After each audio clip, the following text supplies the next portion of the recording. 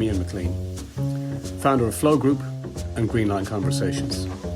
This podcast has grown out of the chaos that's been thrust upon us, and in it, I share the best of 25 years of helping leaders in business organizations deal and cope with change.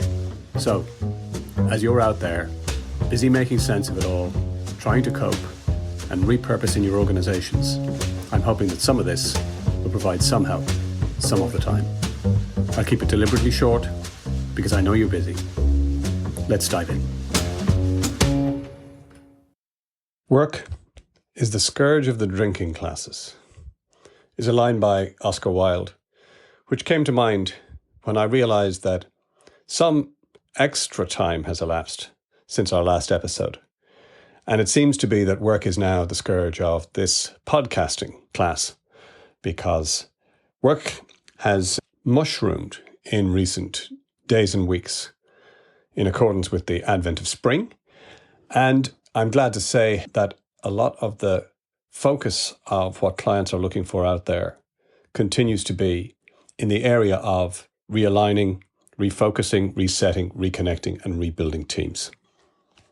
If the previous episode was focused on establishing the why or the purpose of being a team, this episode is going to be focused on the other side of that coin, which is the how, which is really around the behaviors, expectations, rules, and principles that we all sign up to be the best team that we can be. I'm going to talk during the episode about three things. The first is going to be why talking about the how of being a team gets so little attention relative to other things. Secondly, the impact of getting that right or not getting it right in terms of performance. And finally, what are some of the best practices around how to do that as a leader who is responsible for the contribution and overall energy of your team members? So let's begin by talking about why typically establishing how we should be as a team and how we should work together as a team attracts relatively less emphasis and less focus than other things. Let's begin with Leadership 101. If we're responsible for the overall effectiveness as leaders of our team and our team members, effectiveness has two component parts. The first is execution of task, and the second is behaviors. Behaviors meaning how we approach that task or those tasks. To my mind, all the emphasis, focus, and attention goes on the task side of execution and far less towards the how we do the execution around behaviors. There is so much rigor around tasks and emphasis placed on it through everything from to-do lists, priorities, schedules, Kanban boards, bullet journals, and a blizzard of efficiency apps, too many to even begin to mention. Any governance around how to achieve our results or how we accomplish our tasks as a team in terms of behaviors typically occurs by happenstance accident rather than by design. The how and the behaviors surrounding how we get things done is the orphan child of effectiveness. And there's no queue around the block for adoption. So why is there such an imbalance between the what needs to be done and the how we do it? Well, there are four reasons. And the first is quite obvious, is because tasks are tangible, they're measurable, they're predictable. Behaviors, on the other hand, well, they're messy because they involve people. And they're mostly abstract. The second reason that tasks get prioritized is because there is an immediate consequence if we don't perform the task or get it done. By contrast, there is no immediate consequence to not focusing on thinking about or having a conversation around addressing how we do things. How we get things done will always be something that's important. Getting things done will always be urgent. The third reason is connected to the second, is that as well as things being urgent when they're task-related, in order to do something that is around the how and the behaviours, we need to be proactive, which requires initiative from us. It's far easier to be reactive because that's all you need to be. Every day you come into work, the task list is getting greater, the email box is swelling further. All you got to do to perform the task side of the effectiveness equation is simply to show up and react. And the final, more clandestine reason is that we all have an assumption, or make the assumption, that we all should know how to show up and how to behave in order to get things done. The reality of our routine avoidance of 50% of the effectiveness equation is that it is all done for very human reasons. We are prioritizing short-term gain whilst setting ourselves up for medium to long-term pain. Back to the immediate consequences. The immediate consequences of not paying attention to how we do things is the creation of residue. And what I mean by residue is the absence of clear governance and transparency and agreement on how we go about doing things and what are the rules of engagement for the team means that inevitably there will be waste and inefficiency on one side, and there will be a breakdown in relationships on the other, meaning things like there'll be conflict between people, a breakdown of trust or an erosion of it, turf wars, blame games, or at very minimal, a reduced amount of discretionary contribution from the people involved. So what is the impact of a collection or a collective of behaviours? Well, how it works is this. Everything begins in a team with a behaviour. And it could be something as simple as somebody turning up late for a meeting or turning up punctually every time for a meeting. This behaviour, repeated, becomes the norm. And the norm, over time, creates the environment. And the environment then dictates the behaviour. So what you've got now is you've got a cycle from behaviour becoming a norm, creating an environment that in turn dictates the behaviour.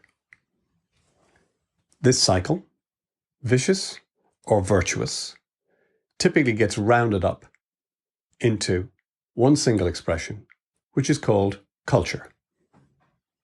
What is culture? Culture is nothing more than an aggregated collection of expected behaviours that enables you to fit in, or, in worst cases, survive around here. Now, the quickest way to clear a room, in my experience, is to stand up at the front of it and say, okay, let's have a talk about culture. So, that's not the place to start with this. Culture, when people talk about it, tends to create the raised eyebrow effect and gets people to think, because it's an abstract, and how do you begin to even have that conversation? I had one senior manager who once described culture as, quote, that fluffy bunny stuff, unquote. Well, here's the thing. Whether you know it or not, whether you like it or not, every team has a culture. Culture's like a belly button. We've all got one. And there are only two questions that you need to ask yourself as a leader. The first is the culture that you've got or you're trying to create one that is serving you? Meaning, is it making you more or is it making you less effective in terms of getting things done efficiently or in terms of people's contribution and positive energy? And the second question you need to ask yourself as a leader is, with this culture, are you the driver or are you the passenger? Meaning, are you an active creator of the culture or are you a passive recipient? Because if you go back to one of our earlier episodes around the leadership contribution and what that means, one of the key contributions of a leader is to become the chief culture officer. Because if you're not driving the culture and you're not designing what the culture should look like, then who is? Even within the same organization, cultures, even if they're abstract, can be radically different from team to team. I remember one occasion where, working with a large organization, we were on the 4th floor working with the finance department. And when you got out on the 4th floor, you could feel the energy within that department. And it had a quality where you could label it and you could put names on it, but it was palpable as soon as you got out on the 4th floor within that finance department. If you got back in the lift and went up 3 floors and got out on 7, and you walked in there, you would not believe you were in the same company. Because in the IT department on the 7th floor, it was a completely different sensation. There are many things I could elaborate on regarding both of those teams or those departments.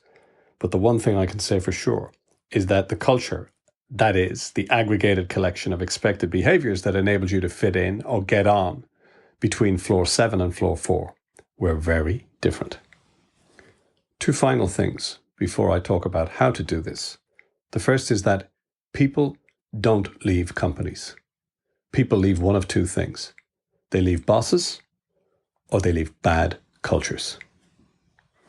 And the final point on this is, if culture is nothing more than the aggregation of behaviors, then the place to start is with the lowest denominator, and where you can actually get some traction and get some tangible conversation, which is around specific behaviors. So here's a summary guide as to how to begin to have this conversation and how to build some principles, rules, expectations amongst your team. The first is, we need to make sure that everybody on the team is involved. They need to be part of this conversation. There is nothing worse in a team than getting handed a set of rules, instructions, or guidelines that you had no contribution to making in the first place. So involve all parties as early as you can. People will tolerate your solutions, but they will actively contribute into implementing something they've been involved in themselves. The second idea is, don't have too many rules or principles or do's and don'ts. There's a reason why there are 10 commandments, or Jordan Peterson's got 12 rules for life, or Chopra's 7 rules or laws of success. There's one organization who is working with 15 rules of engagement, but within the 15 rules, there are 2 to 3 rules within the rules, which means that there are about 35 to 45 different rules of engagement. This is a little bit like priorities. If you've got 20 priorities, then what you've really got is no priorities. So my rule of thumb is somewhere between 5 to 7 rules, principles around behavior is perfect. Going back to our original brain science, this is how many items, ideas we can consciously, in our thinking cognitive system, hold simultaneously without getting into confusion. Third point is, when you've got your high-level principles, make sure that you go one level down with those principles to get some understanding of examples of what this means in terms of do's and don'ts. This conversation is enriching, it's engaging. One of the pieces that I'm going to do in a future episode is around the tyranny of language. But one of the difficulties is, if we take something like respect, everybody understands the word respect. But until you actually get 7 or 8 people on a team to talk about what that means within the team, in terms of this is what we do want and this is what we don't want, the risk is that people will take their own interpretation, and that in and of itself is going to create confusion and conflict. So therefore, get examples of do's and don'ts underneath the 5 to 7 rules or principles that you agree. 2 final points. First point is, the easy part is in the conception of these principles or ideas or rules. The hard part is in ensuring that they get implemented and abided by as you go off into the future. And if finally, having crafted as a team your set of rules of engagement for the team, you want to test how committed people are, or what the level of commitment that people have to what they've just created with you, then simply ask the question, how open are we as a team to giving and receiving feedback around these principles from now on? The response will give you a fair indication as to how committed people are to making it work. Until next time, stay safe, stay sane, stay connected.